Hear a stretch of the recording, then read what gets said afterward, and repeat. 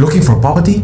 But do you really know what your intention is? For your own stay or investment property? Or are you just balling for a 5 million house as a trophy property collection? Yep, today we are going to talk about the intention of buying a property. There are several clients telling us that they are looking for their own stay and also investment, which is odd. Yep, imagine you want to hammer a nail, but meanwhile you want to use a hammer to cut a piece of wood. Or maybe using an axe to hammer a nail.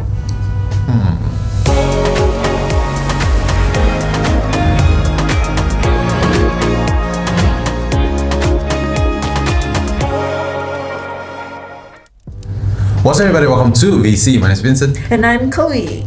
Now, there are 3 types of property buying intentions. First is own stay, second investment, third is for your collection. So for own stay property, many people thought that their first property must be the dream home, a landed property where you can live for a lifetime. Let's put it in this way. If you're still in a hustle and bustle mode, how can you be so sure that you're going to live in that location for the rest of your life? What if you're assigned to move out of that location to somewhere else to work? What if you have a different unexpected plan 5 years down the road while still serving a mortgage loan of $4,000 a month that is barely able to cover the mortgage loan if you were to rent it out?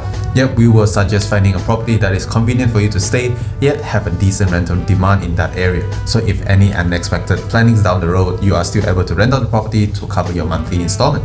Convenience also take a big part in your own stay property, whether it is close to your workplace, your family or in-laws, near to your kids' school, any groceries nearby, traffic conditions, restaurants, or even recreational park, and many more.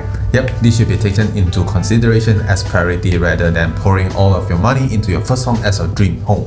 Meanwhile, for investment properties, you are looking for a profit as a whole, whether it is for capital appreciation or rental profit. Yep, real estate is well known for its capability of hedging inflation, as the inflation rate is average at around 4% in Malaysia these days. Yeah, so put that into bigger numbers, 1 million this year would only be worth 960,000 next year. You have literally 40,000 gone like that, if you're keeping it in cash form. Yeah, inflation is a bitch. Now for trophy or collection type of property, they are mainly for people who are already up there, that succeeds in life, and they just want to place their cash somewhere else to hold the inflation. Or maybe just showing off their friends that they have a penthouse opposite KLCC, or maybe a beach villa that costs 15 million. Yep, well, let's dive into the intention of buying a property. First of all, the property for your own stay purpose. The first thing that you need to ask yourself is, are you looking for a landed property or a high-rise property? What kind of property are you looking for? For many of us, landed properties are like chicken rice.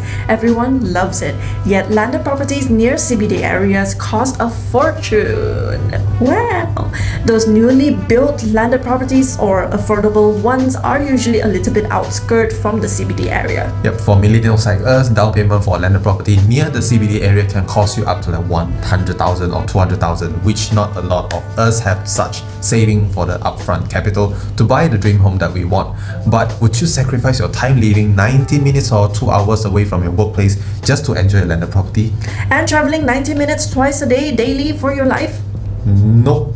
Different age range has different needs. Millennials like you and us are probably currently hustling and bustling, therefore living closer to your workplace would save you a ton of time from traffic congestions. Yep, for older folks that prefer a quiet and peaceful living environment, maybe being away from a city would be a much more better, suitable place to live. After all, it comes back to the location. Everyone says that when buying a property, location is always the first thing that you look into. Location, location, location. Your intention of choosing a location must be tailored according to your needs. Yep, takkan your friend tell you about Subang Jaya is very convenient for everything, but your workplace is in Ampang, right? We would say convenience as the priority, then you can dive in deeper into the location of the property. Is that the location right on the main road? Or does it take 18 turns to exit into the highway? Or are there any grocery stores nearby or shopping malls nearby? Is it close to your kids' school or education centers? Whether it is closer to your family or in-laws' place, if that's preferable for you. Yep, other than that, are there any recreational parks or facilities that you prefer? Maybe you like basketball, football, or badminton. Yep, this should be calculated into your consideration as well. After prioritizing these kind of type of property, location, convenience, the next thing that you should take note of is the security and safety. Yeah, so if you're living in a stratified property like a high-rise or gated and guarded communities, feel free to check if they have well-trained security guards on duty, recording down the visitors and creating a safe and secure space for your kids as well. Yep, also look into the building facts if that's an earthquake-resistant building equipped with a safety tool and facility in the community to keep everybody safe. If you're looking at an individual title, landed property, try to familiarize the neighborhood and also any crime scenes that happened in that area before. Yep, last but not least, the affordability. If your rich parents are going to buy you a property with cash, then it's good for you. But if you're earning your hard-earned money by yourself, applying for a mortgage loan is the way to go. You can simply check your DSR, debt service ratio, which is calculation of your debt against your monthly income, where banks use this method to determine your loan eligibility. One of the most common reasons why banks would reject a loan application is if the applicant's DSR is above the bank's maximum allowable DSR. Yep, this is very tricky as every bank has its own respective guidelines for the maximum allowable DSR that they're willing to accept.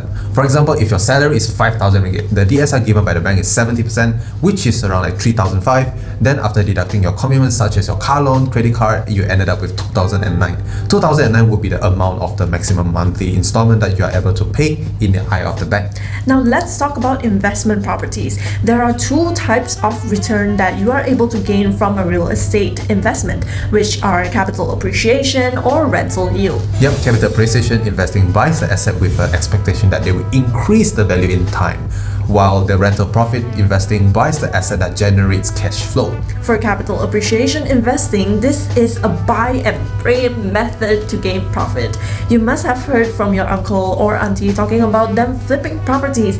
That's how the old way of earning in real estate, as they buy at a lower price then sell it when the price goes up. Yep, this is all before the government implement the rules and regulations that restrict people from flipping the property, such as increasing the rate of RPGT, the real property gain tax, and interest rate to manipulate the real estate market.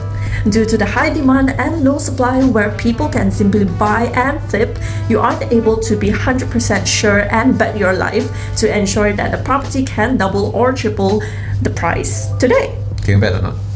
No. You bet 3 times my property will increase in value. No, right.